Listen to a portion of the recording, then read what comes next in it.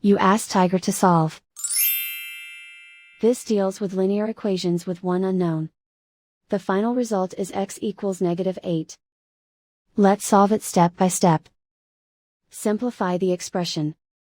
Expand the parentheses. Group like terms. Simplify the arithmetic. Group all constants on the right side of the equation. Subtract 16 from both sides. Simplify the arithmetic.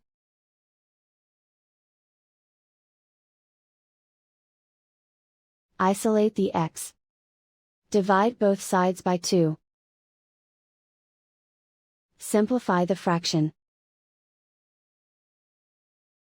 Find the greatest common factor of the numerator and denominator. Factor out and cancel the greatest common factor. And so the final result is x equals -8.